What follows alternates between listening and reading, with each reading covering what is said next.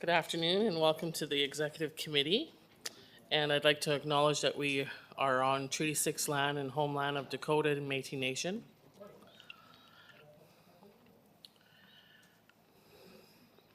Call the meeting to order. And approval of the agenda, please. Councillor Head. Thank you, Deputy Mayor. I'll go ahead and move this motion. Thank you.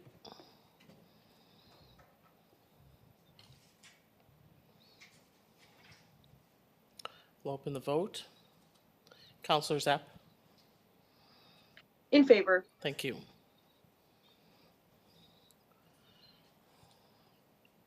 Adoption of the minutes, please.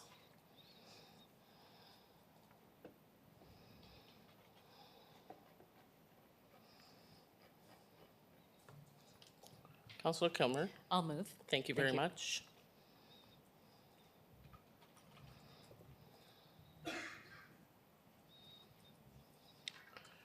I'll open the vote. Councillor Lennox Zapp. In favor. Thank you.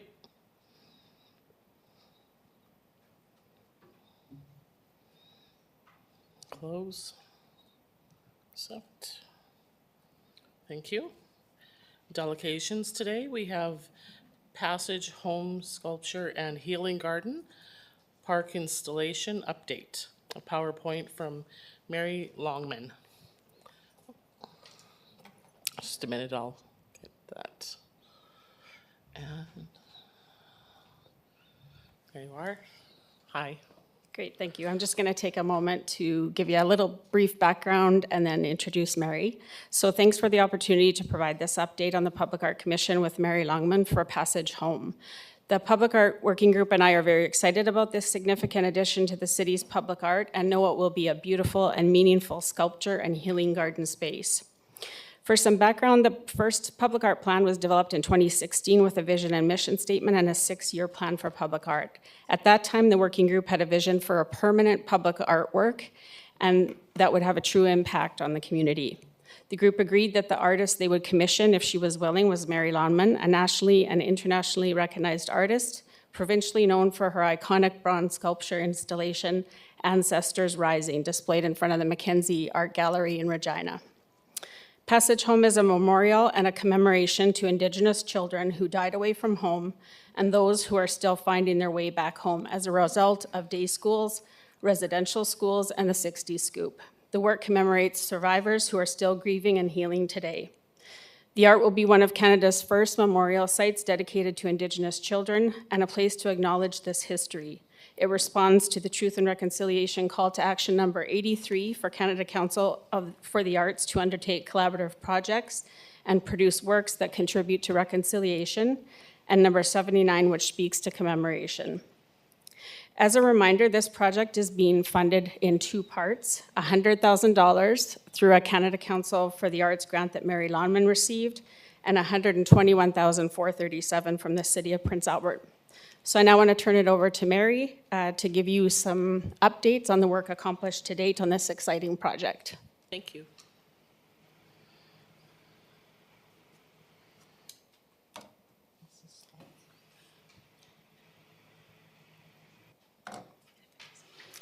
Hi, council members.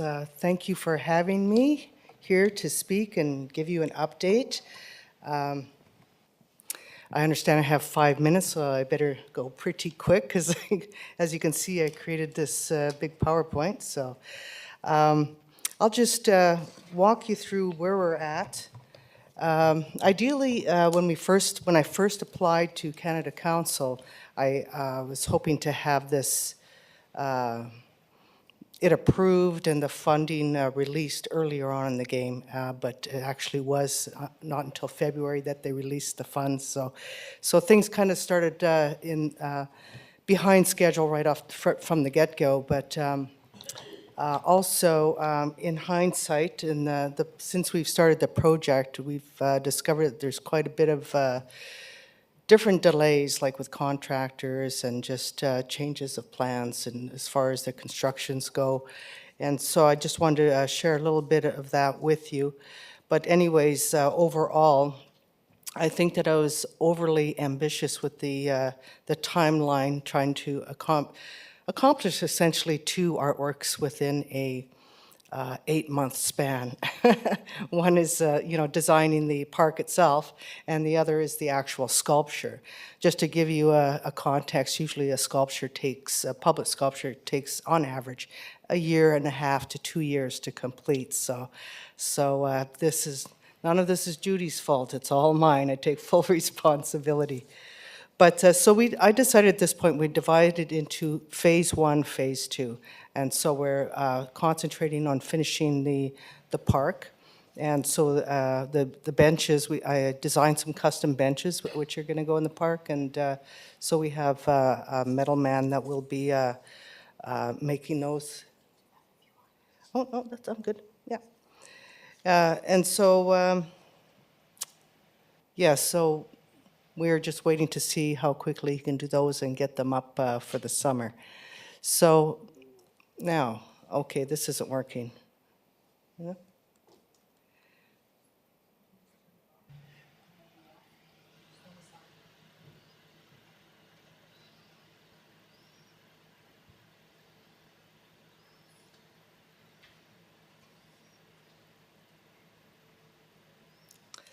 Okay, so thank you. So yeah, so the initial concept, as you know, I understand you all got a copy of the proposal, so you understand that the travois carriage is based on this carriage that would be put on the travois to carry children and some belongings, and so I thought it'd be a great symbolic piece to be cast in bronze as central to the sculpture, and so, well, why is maybe I got dead batteries here. Oh, there. Okay. So this was my original plan from the proposal. So basically, it's the travois with the carriage, and inside is a bison bundle, which is folded, and inside are moccasins. And these moccasins are going to be done in this really special effect called powder coating, where you bake on each color separately in a kiln. So not often do you get to see bronze with coloring on it. So I'm excited to see that. And that's coming out of Joe Fafard's foundry. So I know you probably know his name, and they're an expert foundry. And so anyways, the dimensions are slightly different now. It's a little bigger. So these were the original plans right here. And the work is going to be sitting on a rock, the travois, and I got a different photo in mind for some reason, but it's, yeah, there it is, resting on a rock. And so that'll be about 3 feet tall. And so that was my idea of kind of resolving when it snows, so it's not completely covered by the snow. It's still kind of visible. And I added another component to the carriage. I decided to put roots on it for various reasons, just symbolically as giving it a sense of life and protection, but also in practical reasons just to protect it from the elements so it wouldn't corrode the bison robe and the color inside. So just the top half has these really gentle roots that create a protective canopy, and it almost actually feels like a bit of a womb. It's really added another whole dimension to the work. And here are the moccasins made out of clay, and I'm making this, I have kind of 4 templates, and then they're all beaded. You can't really make it out, but they're all beaded, tiny beads, and they'll have different designs associated, design types associated with the different Indigenous groups of Saskatchewan, so, because we all have our distinct style. And so it's just inclusive of everybody here. And just the park here, I'm sure you all seen the plans. It started off as a cobble path, and it was about 10 feet, I think, in width. And then the one on the right is the final, where it's it's supposed to emulate like a river flowing, and keeping in mind too the connection of the river right beside it. So it's this flowing river, and the sculpture sits right in the middle of the widening of that path. And all the maple trees, Northwood maple trees, have a brick ring around them that I think you should be able to see, and of course the benches. So, and here's the path beginning, completed on the right.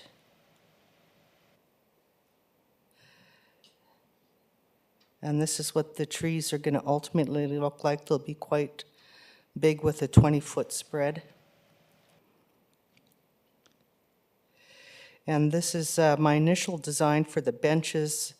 And you can see it says, give children roots, love, and wings, and they'll find their passage home.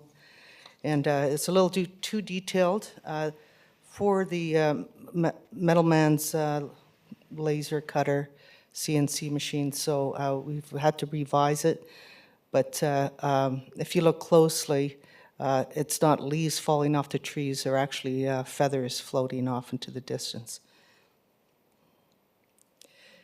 So this is kind of where we're at right now. We're almost completed it. We still have to tweak it a bit because there's a little bit more, too much detail here and there.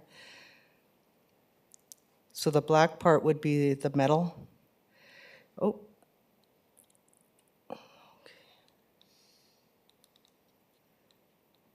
Okay. I'm stuck, yeah. Yes, please. So this brings me to this next, one of the primary changes of the project, which is this relatively new technology called 3D printing. And it's quite involved. You have to document like a piece with through photo or a certain type of video or laser scanner. And it looks, because my work is so detailed, I require a laser scanner. And then it gets built, the 3D model gets built inside of a software. And then it's sent to the printer, and the printer prints it off with this plastic filament. And when it's all printed, all those parts go to the foundry, and the foundry casts it and from there, and it burns out the plastic. So we started this project with me building in all organic materials and trying to burn it out at the foundry, and that was a bit problematic. And so we did. I did about 3 different versions of the carriage because I couldn't use nails or anything, so it was a little challenging. So having the freedom to make it out of anything I want made a big difference. And now that we're going to go 3D printing route, so we're going to work with Creative, Carvel Creative, and in Calgary. We've gone through a few companies, and that's the one that we're ending up with that seems to be able to handle this type of project. So, anyways, if you are interested in learning more about the 3D printing process, I put this little video here for you to check out. It's quite interesting and explains how that all happens. It's only a 4.5-minute video. Next. This is obviously not working, so I'll have the next slide, please. And so, that's a 3D printer that, as I said, we can go to the next one. I kind of already mentioned all this already. And then when it goes to the foundry, basically, they don't have to make any molds now because we did 3D printing. So they can dip it right into their ceramic shell, and it creates a hard shell around the plastic objects. And they put in a kiln, it melts out the plastic, and then they put it in an investment, kind of like a plaster silica mix, which hardens around that positive, and that when they pour in the molten, and it replaces that negative void and creates a positive in bronze, and then they just weld it all together. And so it's quite a process anyways, and as I said, the Fafard Foundry is going to do that. So anyways, that's the process that we're going through. So right now we're at the 3D printing stage and getting Carvel to scan the images. So we've had to change the schedule here. So like I said, ideally we wanted it last year, and I got stuck on the date of Truth and Reconciliation Day rather than being more realistic about how much time it would take. So adjusted the schedule here. So The most recent thing will be Meadowman finishing the benches so we can complete the park. And then it goes into 3D scanning, and then we'll say, well, it's coming close to May 29th, so I think they're going to need about a week and a half for sure to 3D print. So I'm thinking probably the first, second week in June, the Carvel Creative will be sending things to the foundry. And yeah, so we hope to have the park, happening for sure for the summer. We wanted June 21st, but it's all up to Meadowman to, and his obligations to see if that can actually happen. And so in June to September, it will be the casting, and then the bronze, the install. We hope, I got October 30th, but in my text, it said anywhere from October 30th to November 30th. We don't want to nail it down specifically just yet to see what evolves as far as contractors and their process. Is there any questions? Let me have a look here. Yep, Mayor Dion has a question. I have some questions, and then I'd like to make a motion. Okay, thank you.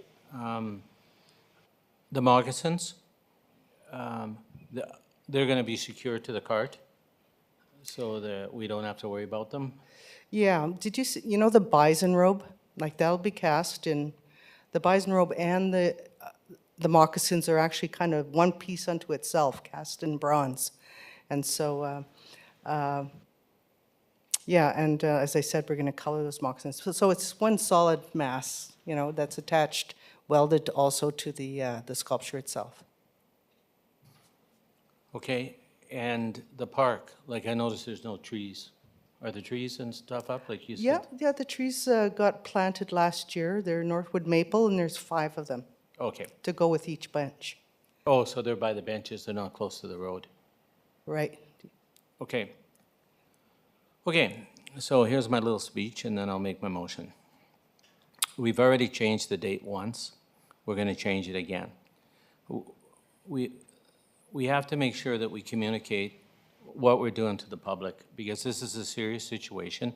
We were all excited about June 21st. We do have the new signage. We do have signage. I don't know if you're aware that we've renamed the park. And so we have had the signs commissioned, and they have arrived. And we were going to go ahead on the 21st. So we'll have a discussion what we're going to do on the 21st, because people were expecting it. So my motion is that we enter into a new agreement with the artist with solid timelines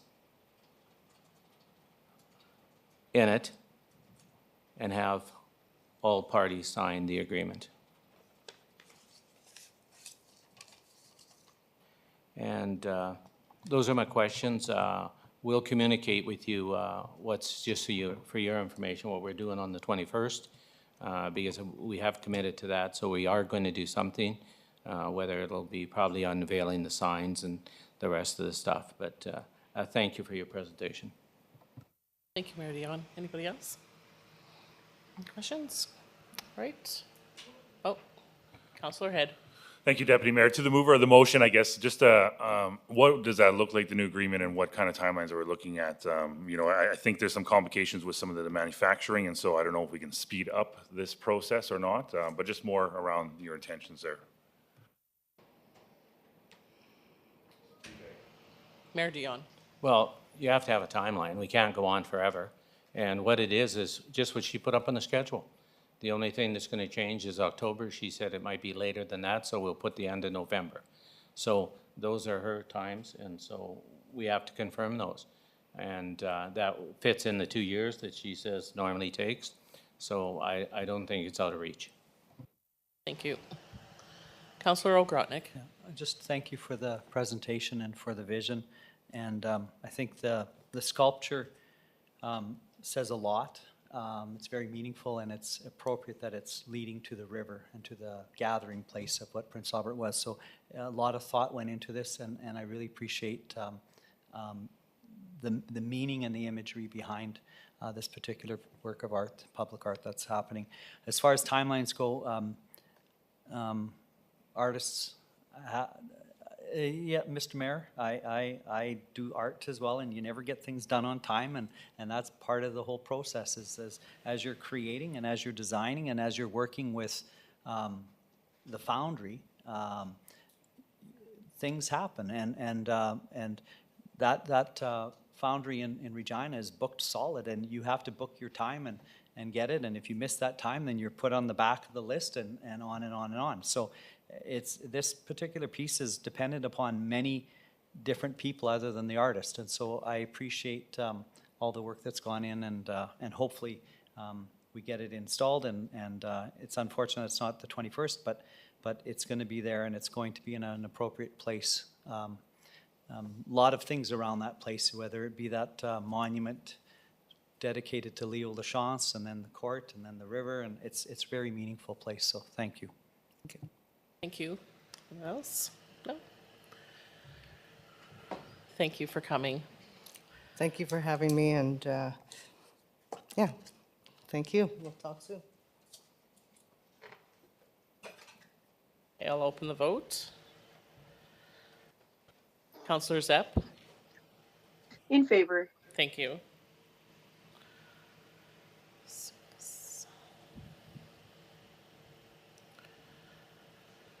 Accept. Thank you very much. Okay, we go to the consent agenda. Would anybody like to pull any items?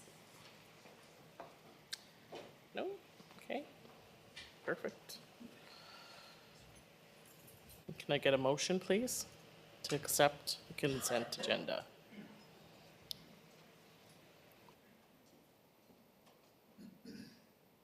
My bad. Councillor Head? Sorry, Mayor Dion. My machines.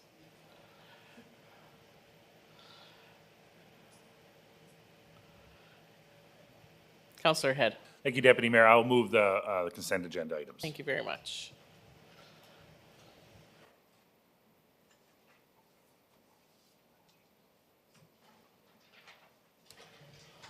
Councillor Lennox Zepp, In favor. thank you.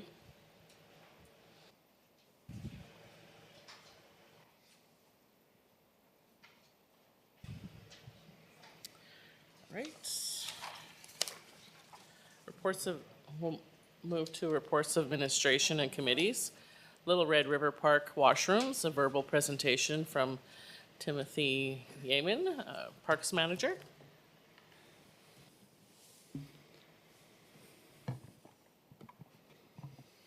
And you're up. Thank you very much. Thank you for having me today, and I'm happy to be able to come to you and speak to you about the Little Red River Park washroom. I know there's been much discussion. I've listened to council over the last several months about their wish to have a year-round washroom out at Little Red, and we've really dug in and tried to find some unique solutions to be able to bring that to council today. So back in February, March, actually, I began the process of looking to see what else was available. In the beginning, we were looking at compostable washrooms, and the company that I was working with stopped communicating altogether. So that made it a little bit difficult to further that option to be able to look at. So, and recognizing that we did have 3 priorities set out for council in this year's budget, and one of those was the washrooms. The other one was the 16 by 24 warm-up shelter. And then we had total budget approval of $210,000. So I wanted to make sure that we could stay within that budgeted amount of money and be able to deliver something for council to consider. Noting that Little Red is unique in nature, we certainly have some struggles out there, and I listed those in the report. Most of the core area of the park is prone to flooding in any given year. Lack of supporting infrastructure such as water, sewer, and power. Environmental concerns with septic and it being in close proximity to the Spruce River, with which the washrooms would be placed to service current demand. Increased park user base. the ability to offer a year-round concept, and security and vandalism concerns with a structure, any structure that's introduced down there. So we started some conversations earlier in this year, looking at some options that were available. I put some feelers out into the marketplace and actually was able to connect with a young man by the name of Mr. McCorston, and he owns a company called The Container Guy. And we started having conversations with him, put together a wish list of what we'd like to see, and then soon found out that the concept was going to be well in excess of $100,000, which right away triggered our requirement to go to an RFP and look for some proposals. So we did send out that RFP. That RFP has since closed. We did have 2 other bidders on the project. Those concepts themselves were an ATCO/RTM style washroom concept. And I would like to note that even going through the evaluation process, the washrooms were 80+% higher than the lowest bid, which also drew some concern on our part because we had limited budget to work with. So what I'm bringing to you today, and if Savannah has an opportunity to just put the concept up on the screen, is to look at a shipping container and have it converted into accessible washrooms with a utility room and also a septic and clean water tank holding room as well. This by far would be one of the most unique projects that we've strived to complete within Little Red River Park. This structure would be a 40-foot container. It would be set on screw piles, so basically it could be released from the screw piles if we ever had to move it or put it somewhere else in the park. We were able to find out that we could actually bring power to the site for a cost of $1,500. And that being said, we certainly wanted to disguise this concept as well, make sure it didn't look like a sea can container. So we actually are recommending doing a wrap on the front of it. And I think Savannah has a picture of what that concept looks like. And I think it's the first attachment within the report. It's called container wrap. Not the song, but the actual wrap of the container itself. So this would be a fully enclosed steel structure. And I've listed in here all the options that they've included within their pricing.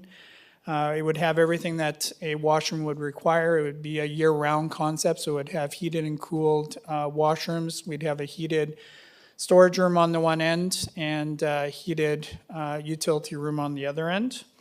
We'd also have motion sensor lights.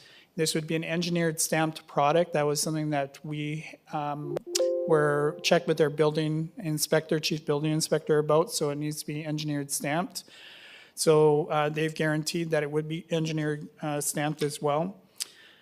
And it just offers a lot of great options to a solution that we've been trying to find within the park for a number of years now. I also want to note that this would be probably the only one of its size within the park. I don't believe that we need something that's 40 feet long throughout the rest of the park. We do have some seasonal use to replace outhouses. And in the future, we'd like to possibly see a seasonal use washroom at the swinging bridge or the horseshoe area. The northwest parking lot, we would probably consider a year-round use location because the Prince Albert Nordic Ski Club and their 700 members actually use that location quite a bit. And then the Upper East Plains, we'd also look at that as a seasonal use area as well. So there is future flexibility in using this concept, as washrooms could be relocated or moved if required where a permanent structure could not. The concept also significantly reduces or eliminates environmental concerns and permissions, as everything is self-contained. It is built off-site, delivered, and you simply connect the power and have immediate use. For comparison, the washrooms in Kinsman Park cost $232,186 plus taxes back in 2016. To build those same washrooms again today would be at least twice the investment of what we spent back in 2016. The washrooms would be the first of what would be up to 5 washrooms in the park, secured on screw piles, with a walking path leading up to a deck surface, allowing for easy access by all those that require it. If approved by council, the department would work with the company immediately to begin the construction process and look for delivery by the end of August, September of 2023. And I have reached out to them. They have confirmed that they would be able to ensure that they can meet those timelines.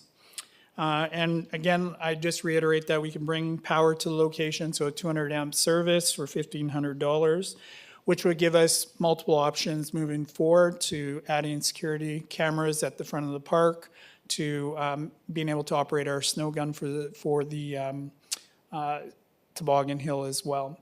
So with all the great improvements that are going on out there, we see this as a real need, especially when we talk about the Rotary Adventure Park and it coming online this year. We're going to see that user base continually increase out there, and the demand on the Cosmo Lodge washrooms year-round is certainly significant, and we want to reduce some of that. So by having this type of washroom concept out there would help alleviate some of the congestion that we're certainly seeing right now. And that's it for me. If there's any questions, I'd be happy to answer them. Thank you, Tim. Is there any questions? Tara for Tim? Lennox up for the queue. Okay, go ahead, Tara. Counselor Zapp, sorry. Of course, I would move the motion, and I just wanted to thank the department for the ideas, and yeah, those would be my comments. Thank you. Anyone else? Counselor Kilmer. Thank you, and thank you very much for the presentation and the work that was done by the committees, and appreciate that. So I just want to make sure I understand. It says construction and install, so that would be the screw piles are included in the cost. Correct. As well, the locks that I read mention of locks. Will they be locks that can be triggered from a distance, virtually, or are they going to be? They'd have to be managed actually by the park staff. So the concept would be is that the washrooms would lock from the inside. We'd still have access from the outside to be able to get in case of emergency purposes. But the washrooms would remain open during park hours. We would lock them, make sure that they're cleaned throughout the day. But to secure them, we don't see a need for them to be open 24/7. And that was our concern, is that they should be locked up after the park closes at the end of the evening to make sure that we're protecting our investment. So Okay, thank you very much. Thank you. Counselor Head. Thank you, Deputy Mayor. And thank you, Mr. Yeaman, for the report and coming up with an out-of-the-box kind of idea about how we're going to address some of the washrooms or lack of washrooms out there. So happy to hear that. I imagine the residents will be here, happy to hear that as well. I do have some concerns initially reading this report about this big container in the middle of our park, but it sounds like we're going to have a wrap and kind of do some disguising there, it sounds like, to kind of have it blend in. And then the question I had was whether or not it will be year-round. It sounds like it will be, so that shouldn't be an issue. And I guess, yeah, in support of this motion, happy to see some additions come to that park, because I know we've invested a lot of money over the years here, and we'll plan to in the future here. So thank you again. thank you. Thank you. Counselor Cody. Yeah, thank you very much. Good report, that's for sure. One concern I have, and I've had it 100 times since we've been here, and that's the Pahonan Parkway Reserve. Tell me, how much are we taking out of the reserve for this project?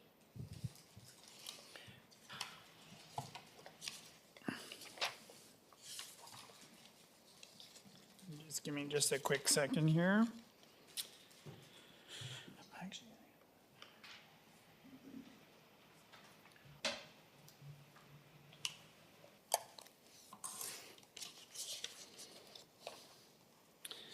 So Councillor Cody, the amount actually designated from the reserve this year, and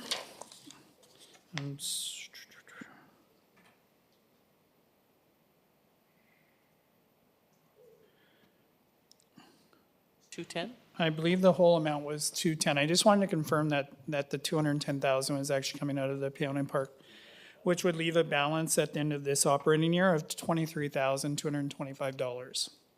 Yeah. Yes, and the 210 does include the warm-up shelter as well. You know,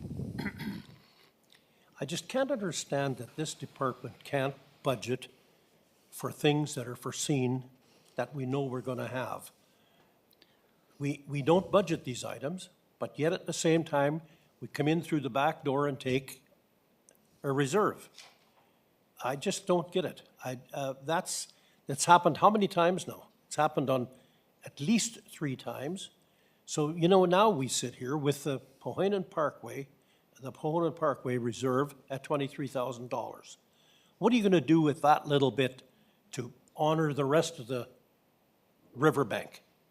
To give the rest of the riverbank some pizzazz? Everything for different things, and that's not what this reserve was meant to be. It just isn't.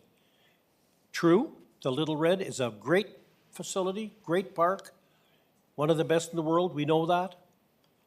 But heavens, let's budget for it properly. Let's not go and take these reserve monies, because that's not what that reserve is all about. And one day, we're gonna wanna do something large along the riverbank, and we've got $23,000 to do it with. Well, it isn't gonna cut it. And it's just because we don't want to budget. We don't want to have council say no to them. But they go ahead and do it anyway and get the money from a reserve. It's wrong, budgeting, and I don't like it, and I think we should quit it. I said that the last time and the time before. It hasn't happened to be quitting, it won't quit until we, as a council, pass a motion saying it can't be used anymore other than for specific items, and these aren't some of them. I think we gotta be more frugal with our financing. We gotta be more frugal with some of our reserves. And we're just depleting them. And for what reason? I just don't get it. So, anyway, that's the only comment I have. Great facility. I think the CCAN is great. I think that'll look good in the park. I think it's gonna be great, and I think we need it. It's nice, and for that part, you've done a great job. But the financing, I have a little struggle with. Director? Thank you, Madam Chair, and certainly appreciate your comments, Councillor Cody. The Paonan Parkway Reserve is one of those areas that certainly has seen the city turn as the main funder over the past 7 to 8 years after the agreement was terminated with the provincial government. So we are mindful of us being that sole funder, and we do our best as well to partner and receive external funding for these projects. I do just have one point of clarification, though. We did bring this forward in the 2023 budget. It was approved at budget. We're now bringing forward the results and awarding it to the contractor. So I did just have that point of clarification. Thank you. Thank you. Councillor Grotnick, please. Thank you, Deputy Mayor. I just want to confirm that as well. Like the Little Red River Master Plan, we had all of these recommendations that totaled $14 million, which to bring it up to what all the recommendations were to implement it all. And we were presented with a 5-year plan of this is each year how much we're going to be spending out at Little Red and where we're going with that. So I think the department has presented that information to us. I know in